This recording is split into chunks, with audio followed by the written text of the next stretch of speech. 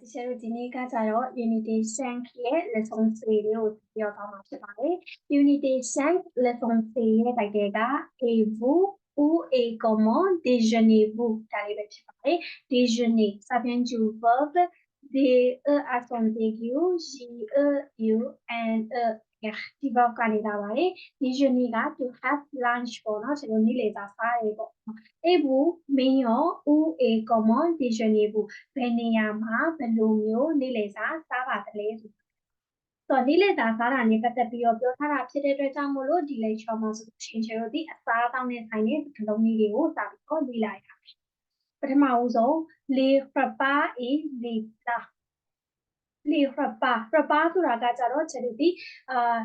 ဟင်းအနံ့ပေါ့နော်အဲ့လိုမျိုးလေးတွေကိုပြောလိုက်တာဥပမာဆိုရင်မနက်စာနေ့လယ်စာညစာဒီလိုမျိုးအနက်လေးအဲ့ဒါလေးဆိုလို့les repas လို့သုံးတယ်။နောက် les plats ကတော့ဟင်းပွဲလေးကိုပြောတယ်။ဆိုတော့ dish ပေါ့နော် dish အနေနဲ့သုံးလို့ရတယ်။ဆိုပထမဦးဆုံးကျွန်တော်သိထားပြီးသားစကားလုံးတွေစလာပြီ le petit déjeuner ဒါဆိုလို့ရှိရင် first ဆိုတဲ့အဓိပ္ပာယ်ဖြစ်မယ် le déjeuner lunch le dîner dinner ဒါလေးတွေကသိထားပြီးသားနောက်တစ်ခု l'entrée ဆိုတဲ့စကားလုံးကကြတော့ကျွန်တော်ဒီနေရာမှာ starter or appetizer ဆိုတဲ့အဓိပ္ပာယ်လေးနဲ့သုံးထားတယ် le plat principal ကတော့ main dish ဆိုတော့အဓိကဟင်းလျာပေါ့နော် le dessert ကတော့ dessert ကိုပြောရဲအချိုပွဲပေါ့ဆိုတော့ဒီစကားလုံးလေးစပြီးတော့ရှိမယ်ပြီးတော့ရင်နောက်တစ်ခုကကျတော့ကျွန်တော်ဒီဘက်ကစကားလုံးလေးအဲ့ဒီစကားလုံးလေးတွေကိုညွှန်သွားလိုက်မယ် tomate ခင်းတင်သီးကို tomate လို့သုံးမယ်နော်ခင်းတင်သီးက tomate နောက်တစ်ခုဒါလေးကzucchini လို့ခေါ်တာထင်တယ်ဖယုံသခွားပေါ့နော်ဖယုံသခွားဆိုလို့ရှိရင် courgette carrot ကိုကြတော့ carotte ပဲတီစိမ်းလေးတွေကို haricot vert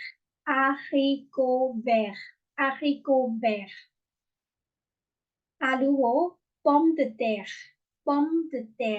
pomme သီးတတ်မယ်ဆိုရင်တော့ apple ဖြစ်ပါမယ် pomme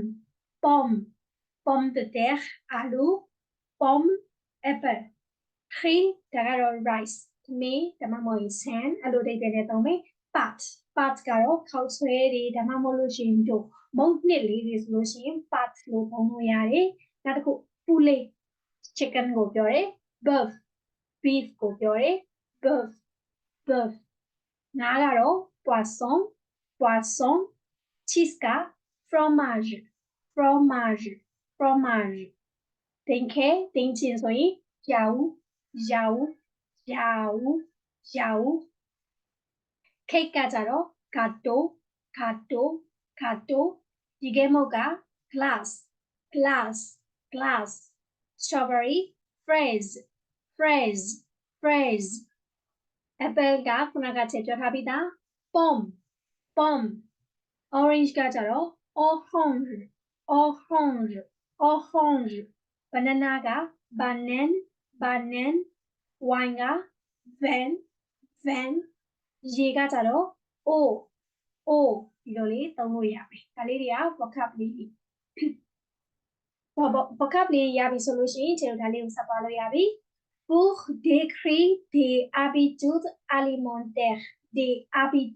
ခပ်တဲ့ကိုပြောလိုက်တာအတန်လေးဆက်မယ်ဆိုရင် des habitudes လို့လေးဖြစ်မယ် pour décrire des habitudes alimentaires အစားအသောက်ဆိုင်ရာအလေးအထားလေးတွေကို describe လုပ်ဖို့အတွက်ပထမဆုံးကျွန်တော် choisir ဆိုတဲ့ verb လေးကိုသုံးလို့ရတယ်ဆိုတော့သူ့ရဲ့ conjugation လေးကိုခြေပညာလေးမှာရေးပြမယ် je အတွက်ဆိုလို့ရှိရင် je choisis ဒီလိုလေးဖြစ်မယ် tu ဆိုလို့ရှိရင် tu choisis el ကအတူတူပဲပုံစံတိုင်း il choisit elle choisit လူလှည့်ကတော့ nous choisis သုံးပြီးတော့ဖြစ်သွားတယ် vous ကကြတော့ vous choisissez ဒီလိုလေးသွားပေးရတယ် et après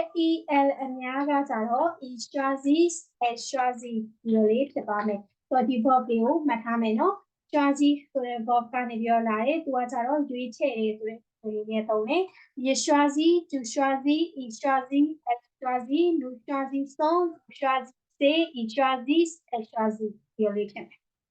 en général အားဖြင့် je choisis d'abord des crudités double ကကြတော့ first ပထမဆုံးအနေနဲ့ they khudite ကအစိမ်းစားလို့ရတဲ့ဟာလေးပြောလိုက်တာဥပမာဆိုရင် carrots တို့ tomatoes တို့ c'est comme ça ပေါ့နော်အဲ့လိုဟာလေး salad တို့ salad တွေအဲ့လိုမျိုးတွေဆိုလို့ရှိရင်ကျွန်တော်အစိမ်းစားလို့ရတယ်ဆိုတော့အစိမ်းစားလို့ရတဲ့အရာလေးတွေကိုကျွေးပါတယ်ပေါ့ဖြစ်ပါမယ် ensuite က and then အဲ့ဒါပြီးတော့ je mange de la viande အသားကိုစားတယ် de la viande ကကြတော့အသား feminine မို့လို့ de la ဆိုတဲ့ article လေးကိုထည့်သုံးထားတာကိုတွေ့ရတယ်။ပေါ်မှာတော့ကတော့ crudité က feminine တော့ feminine ပဲဒါပေမဲ့ pluriel ဆိုတော့ကျွန်တော် T နဲ့သုံးတယ်ပေါ့။ဒီ crudité ဒါဆိုရင် de la viande ဒီလိုဖြစ်မယ်။ဒီမှာတော့အသားစားတဲ့ avec des légumes ဟင်းသီးဟင်းရွက်တွေနဲ့ ou ဒါမှမဟုတ်ရင် du riz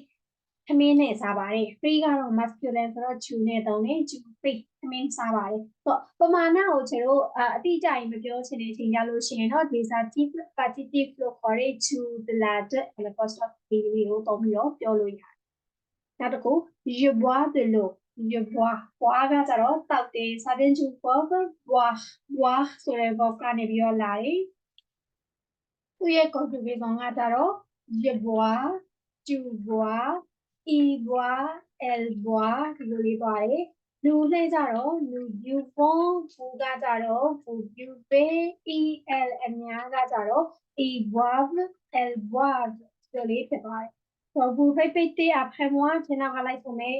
boire je bois tu bois il boit elle boit nous buvons vous buvez ils boivent elles boivent ဒီလိုလေးသုံးလို့ရတယ် je bois de l'eau ရေတောက်တယ်ရေဘလောက်တောက်တယ်ဆိုတာမျိုးအတိအကျမပြောဘူးရေတောက်တယ်လို့ပဲပြော je bois de l'eau ဒီလိုလေးသုံးလို့ရတယ်နောက်တစ်ခု je prends ကတော့သိထားပြီးသား ça vient du verb prendre ဆိုတဲ့ verb ကနေလာတယ်ကဲလာ conjugation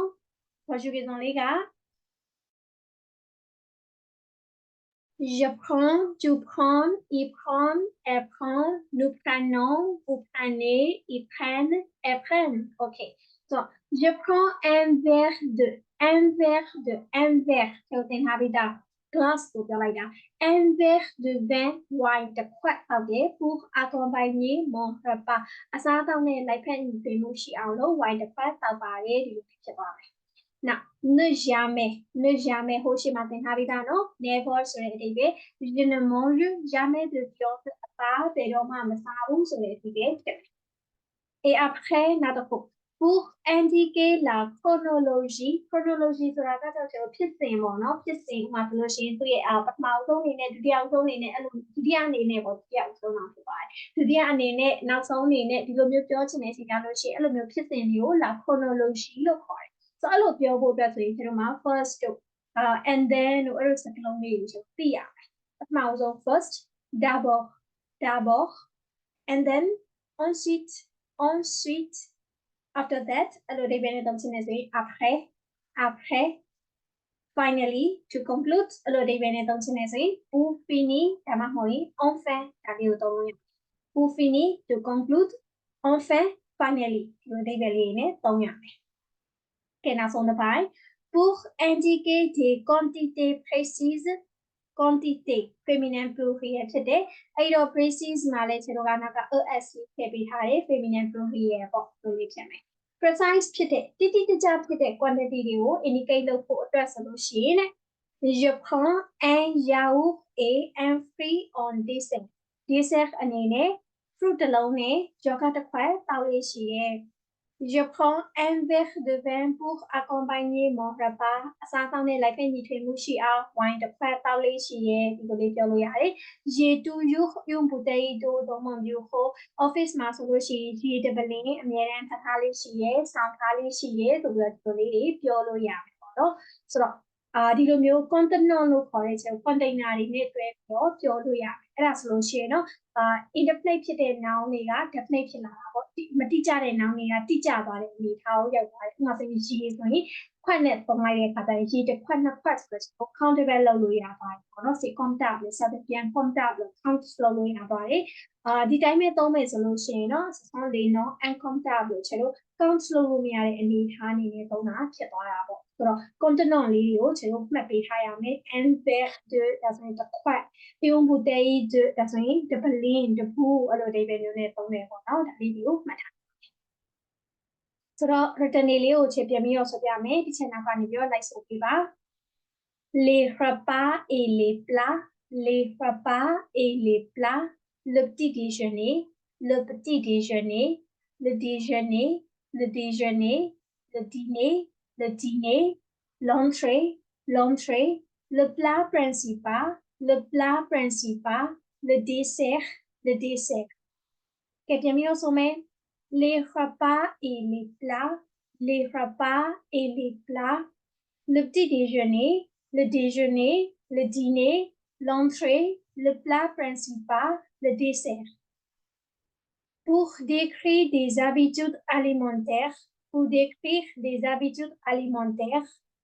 en général, je choisis d'abord des crudités. En général, je choisis d'abord des crudités. Ensuite, je mange de la viande avec des légumes ou du riz. Ensuite, je mange de la viande avec des légumes ou du riz.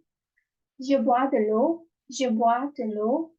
Je prends un verre de vin pour accompagner mon repas. Je prends un verre de vin pour accompagner mon repas.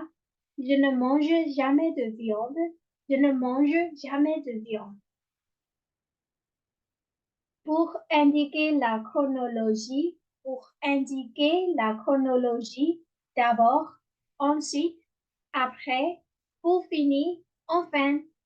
D'abord, ensuite, après, pour finir, enfin. Pour indiquer des quantités précises, je prends un yaourt et un fruit en dessert. Je prends un yaourt et un fruit en dessert. Je prends un verre de vin pour accompagner mon repas. Je prends un verre de vin pour accompagner mon repas. J'ai toujours une bouteille d'eau dans mon bureau. J'ai toujours une bouteille d'eau dans mon bureau. ကဲဒီတီကိုနောက်တစ်ခါပြန်လိုက်ဆိုမယ် les repas et les plats les repas et les plats le petit déjeuner le déjeuner le dîner l'entrée le plat principal le dessert pour décrire des habitudes alimentaires en général je choisis d'abord des crudités ensuite je mange de la viande avec des légumes ou du riz. Je bois de l'eau. Je prends un verre de vin pour accompagner mon repas. Je ne mange jamais de viande. Pour indiquer la chronologie, d'abord, ensuite, après, pour finir, enfin. Pour indiquer des quantités précises, je prends un yaourt et un fruit en dessert. Je prends un verre de vin pour accompagner mon repas. J'ai toujours une bouteille d'eau dans mon bureau. Ok,ဒါဆိုရင်ဒီဘက်ကိုဆက်သွားမယ် tomate tomate courgette courgette carotte carotte haricot vert haricot vert. Ok,ဒီထီကိုပြင်ပြီးတော့ဆိုမယ် tomate tomate courgette courgette carotte carotte haricot vert haricot vert. Pomme de terre riz riz pâte pâte poulet poulet. Pomme de terre riz riz pâte pâte poulet poulet. Bœuf bœuf poisson poisson fromage fromage yaourt yaourt. Bœuf bœuf poisson poisson fromage fromage yaourt yaourt. Gâteau gâteau glace glace fraise fraise pomme pomme. Gâteau glace fraise pomme. Orange orange banane banane vin vin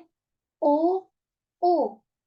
Okay ဒါဆိုရင်ကျွန်တော် written အပိုင်းလေးပြီးသွားပြီ written အပိုင်းကိုနောက်ထပ်ကိုပါပါကိုပြန်ပြီးတော့ practice လုပ်မယ်ပြီးတော့ဒီချက်စီကိုပို့ပြီးတော့ပို့ပေးရမယ်เนาะ အဲ့ဒါလေးပြီးသွားတဲ့ခါကြလို့ရှိရင်တော့ချေကိုဒီဘက်ကဒါလေးလေးစေးဆိုတဲ့ဟာလေးကိုဖတ်ထားရမယ်ဆိုတော့ဒီမှာ3ယောက်ရှိရပေါ့နော် forum မှာသူတို့ကနေပြီး participate လုပ်ထားတာဆိုတော့ဒီ forum မှာပါတဲ့ဒီ3ယောက်ရဲ့အကြောင်းကိုဖတ်မယ်သူတို့ပြောထားတဲ့ Pierre Nadège နဲ့ Ami သူတို့အကြောင်းလေးတွေကိုဖတ်မယ်ပြီးတော့လို့ရှိရင်ကြတော့ဘာလုပ်ရမလဲဆိုရင်နံပါတ်1 triage စေးကိုလုပ်ရမယ် Vous faites une enquête မင်းက survey တစ်ခုကိုလုပ်နေပါတယ်တဲ့ Faites la synthèse des informations puis complétez le tableau သူတို့ပြောသွားတဲ့အကြောင်းအရာလေးတွေကိုကျွန်တော် synthèse လေးလုပ်မယ်ဆိုတော့တေချာလေးပြန်ပြီးတော့ကြည့်မယ်ပြီးတော့လို့ရှိရင် complétez le tableau လေးကိုဖြည့်ပေးပါတဲ့ Pierre Nadège နဲ့ Ami က Udingenty ရိုဘယ်နီယာမှာနေလေသာစားတယ်